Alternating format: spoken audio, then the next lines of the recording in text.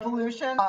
Without Joe and Rosanna today, our co-chairs are both off doing other things. So we have Eric, Scott, and Taryn today, and we're going to be talking about a lot of, really important topics. So good morning, Revolution, everybody. I think we have to start. Of course, we have to start. We had planned yesterday to talk about the continuation of the ceasefire, but we all woke up this morning to the news that Israel had resumed bombing in Gaza, and that Israel had this blueprint for the Hamas attack almost a year or more than a year before it took place. They also put this evacuation map out on the internet. So I can't imagine Palestinians just trying to find where to evacuate from, and yet not having evacuation routes. So just to start us off, Scott, when you woke up this morning and heard the news, what were your first thoughts? It was it was awful. I mean, the watching this horror unfold, the brutality against the people of Gaza, the intensification of the occupation and the genocide against the Palestinian people. Um, it, it's a hard thing to watch. And then and we saw these great movements here, people activating, going to the street, calling their senators, calling their representatives, demanding a ceasefire. And it looked like, um, we'd made some steps forward. And then, this morning to see that the bombing had started again. And in fact, is now targeting southern Gaza, places where refugees from northern Gaza had evacuated to. Um, it's this has to end. We need a durable ceasefire and a just peace for the people of Israel and Palestine. This has to stop. Thanks, Scott. Taryn, what about you? What are your thoughts this morning? Are you discouraged because there didn't seem to? I mean, we did, as Scott said, we looked like we were having some impact. How do you feel, and how do you keep from getting discouraged by this news, Taryn? Well, I think you're right to feel, that it's pretty discouraging, Anita. This is probably the greatest humanitarian disaster of my lifetime. 80% of people in Gaza have been displaced at this point. That's over 1 million people. There are no operational hospitals. There are no operational bakeries. There are no operational schools. And right now, in Palestine, it's becoming winter. And so that means that there's going to be a ton of cold rain. And so you have lots and lots of people living outside in tents in the most dire conditions. They do not have clean water. This is really seriously overwhelming for a lot of people watching the news, especially people who've been active and calling for this ceasefire. So I'm disappointed, actually. I'm very disappointed that the United States government has not put enough pressure on what it always calls its closest ally in the Middle East to cease this slaughter immediately, this genocidal slaughter, this movement towards ethnic cleansing. I think that what's really important here is to not get discouraged and to not get demobilized. You can see how the politicians that we've put into place started to feel the pressure. So we had this temporary ceasefire. I think that now everybody needs to redouble their efforts in putting pressure on the United States government to do the right thing and use every single piece of leverage available to it to put an end to this immediately, or else the situation is just going to get worse. And, the ramifications of this are so big. We're looking at a regional war. We're looking at damage to the economy. We're looking at environmental damage. And obviously it's not a good use of our tax dollars. Thank you. Exactly. That's even that is an understatement, but I think you're right that there's these ramifications that we can't even imagine right now. But Eric, what can we do? What besides, I guess, going out and demonstrating against the occupation and against the war and demanding a ceasefire? What can we do? And have we had any impact on specific politicians or I think there's 53 now Democrats in Congress who have called for a ceasefire. How can we influence that even further, Eric? So I think that there's two different things there. One of them is to say thank you. I think we have to acknowledge the pressure that's on the people, the representatives who have been supporting the ceasefire. And I think it's important to let them know that they're seen and to say thank you to them, so that they stay strong in this struggle. The other part of it is that the so-called pro-Israel, which representatives here in the United States they're not doing anything positive for Israel. They are maintaining Israel as a enforcer state, and that's not good for the Israeli people, and it's not good for the region. So maintaining the pressure and maintaining the demands for peace, and focusing them on our representatives here, I think is the most important thing that we could be doing, since we're paying for this slaughter. The other part of it is that we're entering into a election period, and we should really take a hard look at who is supporting the slaughter of babies in Palestine and what we can do to get them out of office. Scott, why isn't everyone for a ceasefire? What are the forces in the US right now that are really moving the US government away from demanding peace in the Middle East? What are the forces, and are those forces also working to divide the opposition to the war? Scott, what do you think? Absolutely. So I think in the first place we have to talk about the role of the weapons industry in the U.S. The big weapons producers, so Lockheed Martin, Raytheon, Boeing, General Dynamics, Northrop Grumman. These companies make huge amounts of money from keeping the flow of weapons going. The $4 billion a year that we give to Israel in military aid is actually a subsidy, for the most part, to those companies, right? Because Israel will buy stuff from them. It's like gift certificates to the weapons industry. So that's part of it. And the attempt by the Biden administration to kind of spin this incredibly militaristic foreign policy as somehow, creating good jobs in the U.S. That's not that's not where the working class is, right? The working class has no interest, no material interest in war. We need peace. We need investment. Here, there's all kinds of work that needs to be done with good wages, union protections. We don't need the weapons industry. We don't need handouts to the weapons industry to create a better future for the U.S. working class. And I think we really have to focus, in fact, on on the weapons industry as kind of a major promoter of this, because those are the criminals here, right? Netanyahu's government in Israel is perpetuating this genocide, but the U.S. government is using our tax dollars to subsidize weapons companies that are providing the stuff for it, the material for it. Thank you, Scott. Taryn, one last question. What are we going to do? How are we going to? What are your recommendations for what people can do this afternoon or this week to try to affect that struggle and that toward meeting our demands that we elaborated at the peace conference recently?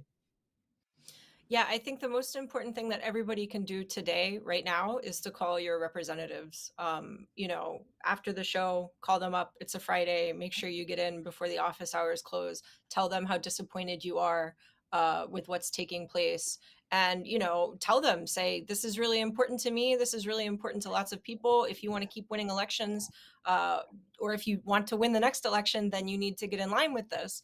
Because I think that one thing that the politicians who are refusing to call for a ceasefire underestimate is how furious people are right now with this. But the polls are saying that 80% of Democrats want a ceasefire. It's even a majority of the Republicans who want a ceasefire. These politicians are extremely out of lockstep with what it is that people want, and so they need to get in line with that.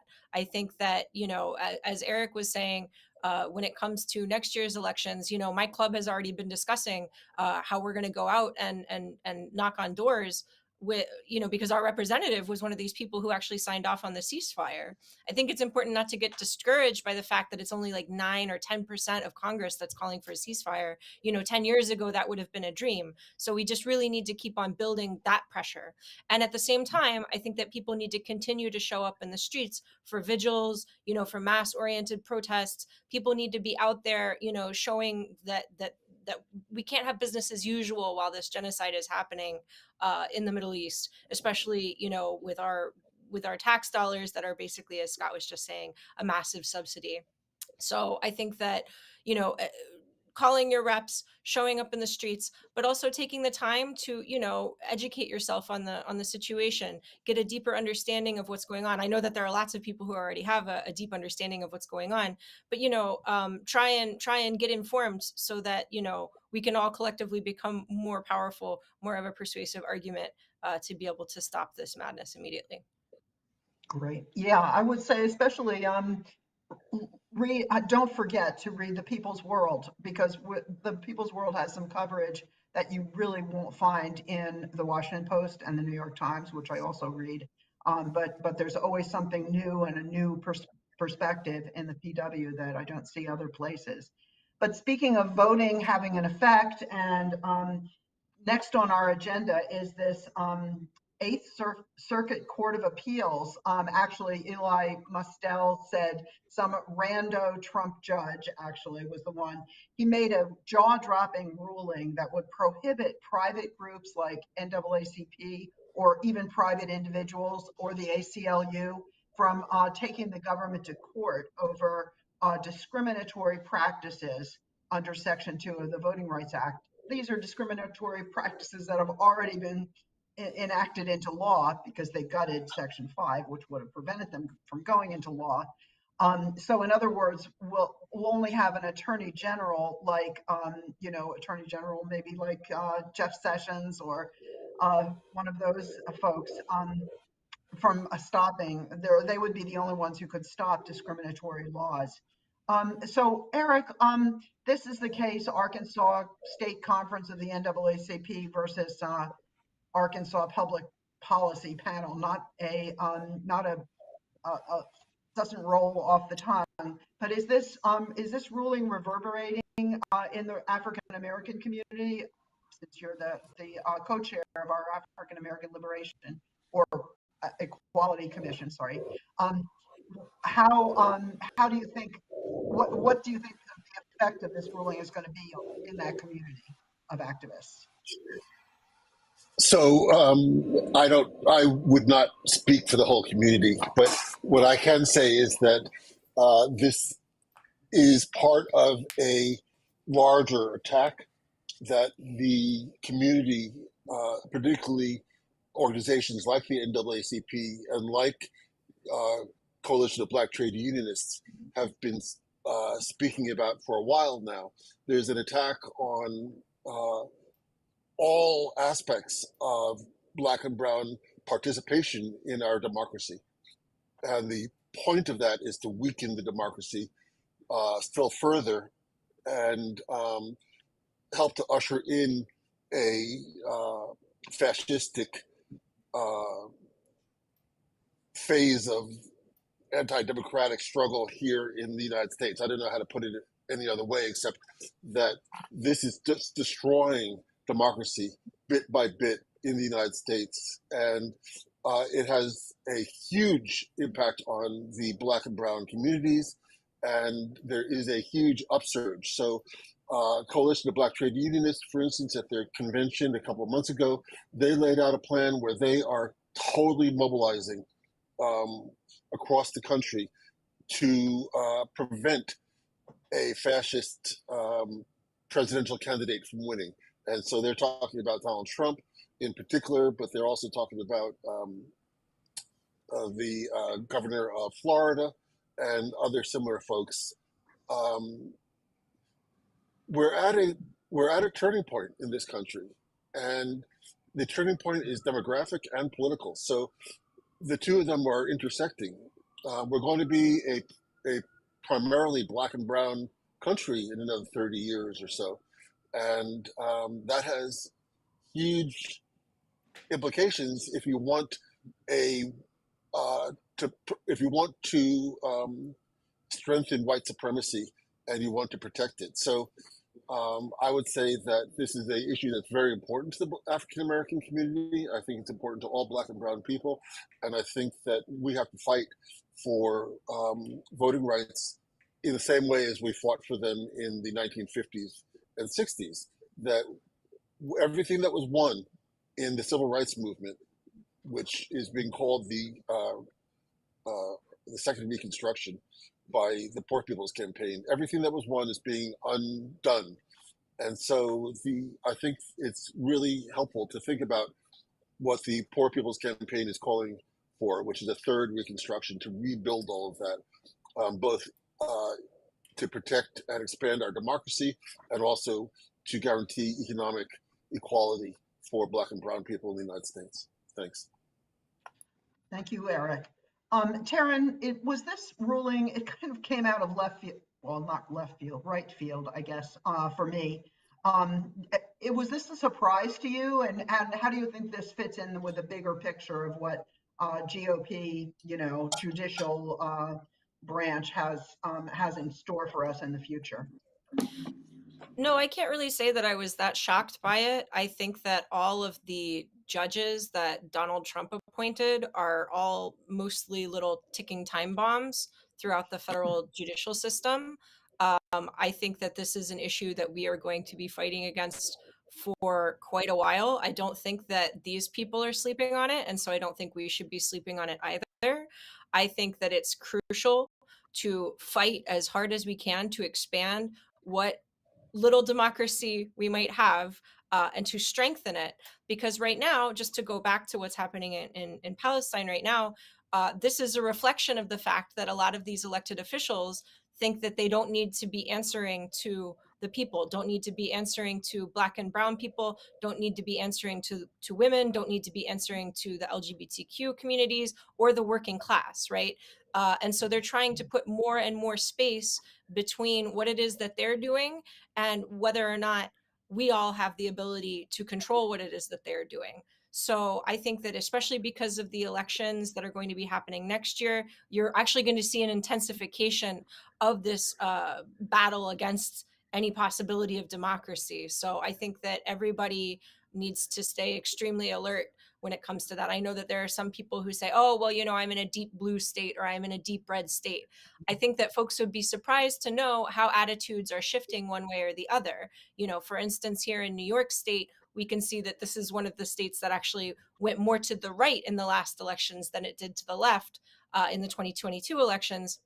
So we all, no matter where we are, need to be extremely vigilant and extremely active in trying to defend the gains that we've made and also expand those gains, because I think that the future really does depend on it. Another way, Scott, we've seen elections being the center of political activity from the right is the way apparently some organizations want to defeat Rashida Tlaib, the representative from Dearborn, Michigan, because of her views on demanding a ceasefire and so forth. How do you see this as a part of that trend? And or do you agree that this emphasis that we have on the democratic struggle is the appropriate one right now? Absolutely. It is the struggle for democracy, the struggle against fascism, is, to my mind, the key framework for everything that's happening right now. For the struggle for a ceasefire, the struggle for voting rights, the struggle for reproductive justice, all of these things are part of, as Taryn talked about, this struggle for the expansion of democracy, because we're at a point where it's not a question of preserving democracy against fascism. It's the question is, are we going to, which route are we going to take? Are we going to take the route of fascism, where democratic rights are stripped away, beginning with the most oppressed and marginalized and vulnerable, but eventually, extending to all of us? Or are we going to be out there fighting for democratic rights in all of these areas? So when we think about voting rights, for example, defending the right to vote is extremely important. We also need to think about expanding it, right? Expanding it to include non-citizen residents in municipal elections, expanding collective bargaining rights, which is another form of democracy, just in the workplace rather than the state, expanding the civil liberties of incarcerated people. We need to be actively fighting for the expansion of democracy. And Eric mentioned Reconstruction. That's what it was, right? The historian Eric Foner wrote a tremendous book called Reconstruction: America's Unfinished Revolution, and that's what it was. It was a massive democratic upsurge, a democratic revolution that produced new ways of organizing state power, new ways of political participation, that was led by a massive uprising of enslaved workers against their enslavers. This reconstruction is the key word going forward. That radical, deep, revolutionary struggle for democracy. Thank you. Yes, that reminds me of the kind of policy we might be able to have if we had a much more full participation of the working class in our democratic processes and in our policy making. This was another surprise this week. The EPA has come out and said, the Environmental Protection Agency, that is, made a proposal that really foregrounds people's health, public health, in a way that we haven't seen in a long time. And I'll just go back to you, Scott, because you were the one who discovered this story, or brought it to everybody's attention. What did happen? What did the EPA have to say this week? So there is going to be a requirement that all lead pipes in the country, lead water pipes, be replaced, I believe, within 10 years, which is a huge undertaking. There are a number of questions kind of swirling about it. For instance, how much are utility ratepayers going to be on the hook for this? Versus money from the federal government. But the big question, and this is something that Taryn has spoken to, is whether this, vicious fascistic minority on the right is going to allow even a basic investment in infrastructure upgrade like this. The Republican Party has been attacking the EPA for a long time, trying to say that it has no actual ability to issue or enforce regulations, that it has power over the states, et cetera, et cetera. So this is going to be a fight as well, but it's an important one because there's an issue of racial justice and economic justice here as well. Lead pipes are much more common. Lead contamination in water is much more common in working class communities, and especially in communities of color.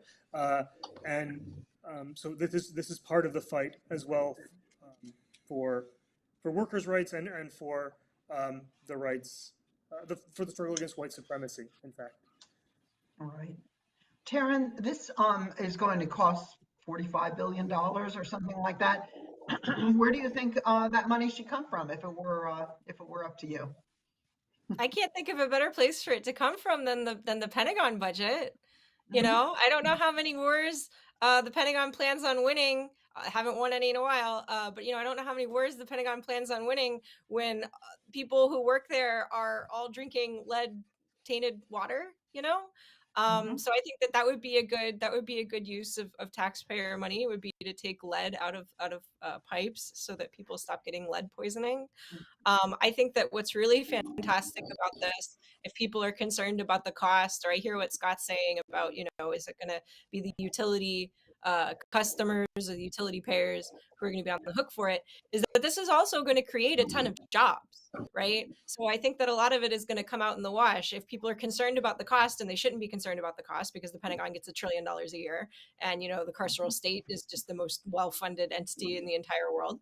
But if people are really concerned about the cost, we can think about all of the benefits that are going to radiate from this. So not just people are no longer poisoned with lead, but also that you're going to create a lot of good jobs. And hopefully, if the Biden administration knows what's good for them, they will all be good union jobs.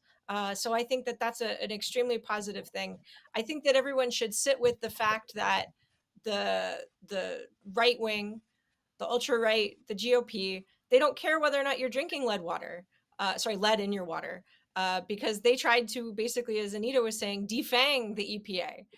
That was one of the last rulings that the Supreme Court made. I guess it was a year ago, 2 years ago now. It's hard to keep up with all of the wretched stuff that they've been up to.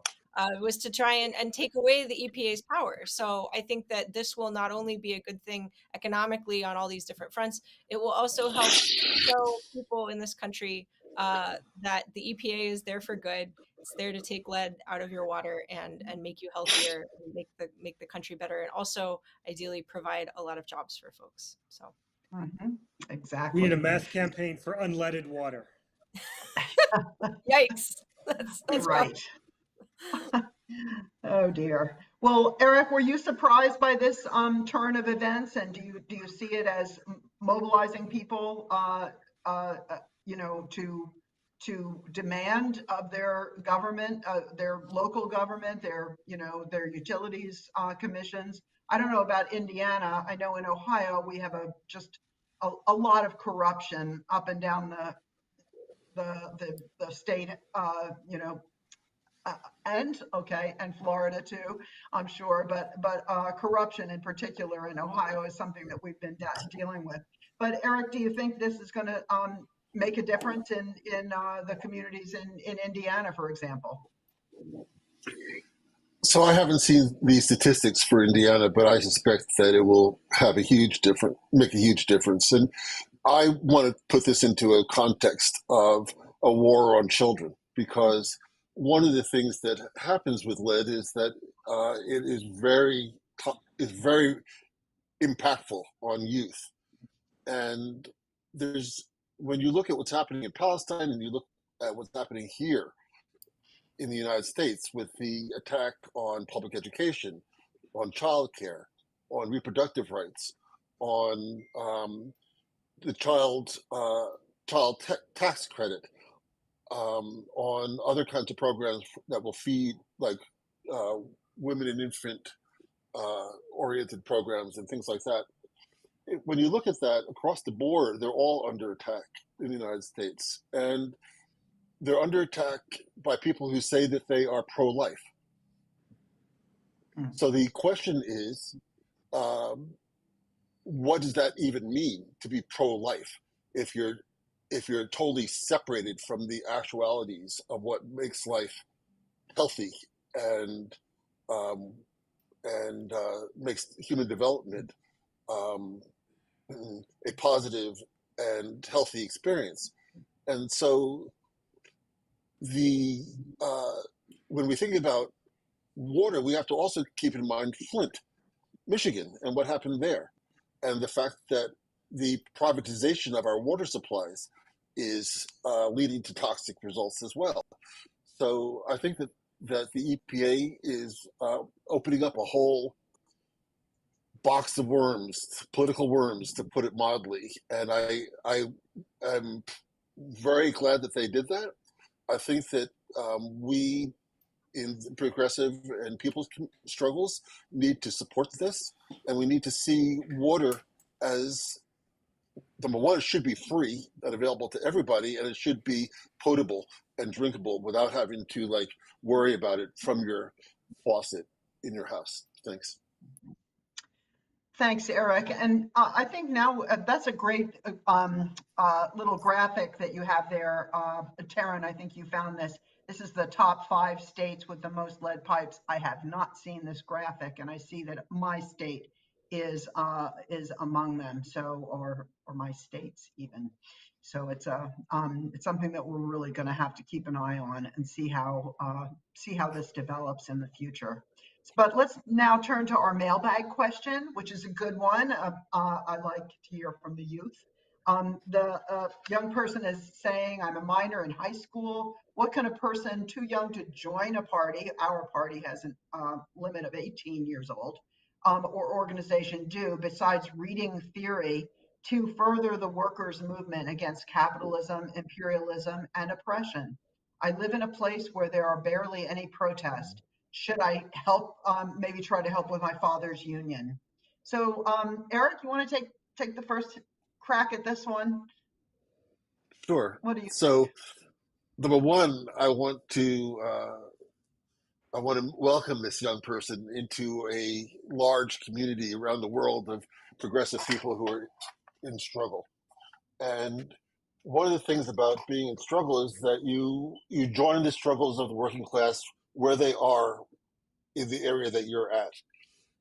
So if there is a chance to work with a union there, in any kind of capacity, even just going to the union events with your father is a positive and supportive and helpful thing that will also help to develop your understanding of the politics of the United States and union politics. I'd say keep reading, and also feel free to write to people. Like if you see a People's World article that, if you're reading the People's World, so the one thing I'd say is definitely read the People's World regularly. And if you see a People's World article that triggers thoughts in you, please, it's okay to write to the authors and start to have dialogues. There's other things you can do too, which is getting involved in letter writing campaigns to your elected officials and other kinds of more distributed things where you don't have to show up someplace in particular. And so I would say there's a lot you can do, and enjoy yourself, because the struggle should also be fun and enjoyable. Thanks. That's good advice. What about you, Scott? What do you think you would say to this young person? I would say there's always something to do. I live in an area, it sounds like similar to theirs. It's pretty conservative overall, but the thing that's always driven home to me when I interact with people is that we have to have confidence, right, in the working class and the people, because we know that the people of the United States, especially the working class of the United States, the people that purport to speak for them on the right or in the ruling class do not actually represent them, and they are very receptive often to progressive ideas. There's always something that you can be done, and I'll just end with a kind of concrete example. So again, I'm in a very conservative small town in southern New York State. My wife and I are trying to get together an event to help people send peace-themed holiday cards to their representatives with, demanding a ceasefire. We'll have, holiday foods, I don't know, cookie exchange or something, and, scripts available for people, addresses of their reps, and just hang out. So there's always something to do. and the people will move if we give them space to do it and help them. That's a great idea, actually, Scott. And it really meets people where they are. And you are in a rural area where there aren't a lot of progressive political activity. Unlike you, Taryn, you're in New York City, so there's lots of things to you. But what would your advice be to this teenager? Well, I wasn't always from New York City, so I have been closer to where this young person is at than New York City. But so my piece of advice would actually be go and get a job. I got my first job when I was 15 and it sucked and it was hard. And it taught me a lot about working class conditions. And it taught me a lot about what it means to be a worker and what it is to work with your colleagues, with your fellow workers, how to talk to workers, how to stand up to management. You know, you're very lucky right now because you're in high school. And so you're not going to get evicted if you get fired for, you know, trying to organize your workplace, for instance, right? Or, you know, it doesn't always mean bringing in a union. It can mean, you know, talking to all of your coworkers and having a sit down with the boss. You know, there are lots of different things that you can be learning besides theory. And so I encourage you to get out into, you know, I have no problem with theory. I love reading theory. I think theory is really great. But you can learn a ton when you get a job, right? At the same time, you can also learn a lot if you start to organize your fellow classmates in high school around issues that matter to you, right? So maybe you're all upset about what's going on in the world and you want to organize around big issues that might not have, you know, that much of an awareness in the area where you are. Or you might want to organize around getting better computers for your classrooms. You might want to organize around getting a pay raise for your teachers, because I guarantee you that they're underpaid no matter where you are. So there are lots of ways that you can start immediately inserting yourself into the struggle. That way, when you become old enough that you could join the party, and you should join the Communist Party, but when you become old enough to join a party and get more involved, you will bring with you all of this wealth of experience and knowledge that you have taken the time to build up, you know, yourself, whether that's through, you know, talking with your classmates, getting involved in your high school, or getting a job. You know, I hate to be the person who's like, those young people need to go out and get jobs, you know, but it's an incredible learning experience. It will also give you a little bit more money in your pocket so that when you grow up, if you want to leave your small rural area, it might be more possible for you to do that, right? So that would be my advice. Good advice all around. And I would say join the Communist Party. We get new members joining the Ohio Party who aren't old enough to actually join, but it puts us in connection with them and possibly gives us a chance to alert them to actions in their area. So don't hesitate. Write to us. Reach out. Click join us and let us know who you are and where you are, and we'll help you reach those people in your community. So, well, thank you everybody for this episode. I really appreciated everybody's input, and we made it through without our usual leader in this. He'll be back next week, and thank you. And as he always says, stay strong, stay in the fight, and good morning, revolution. Thanks, everybody. Bye-bye.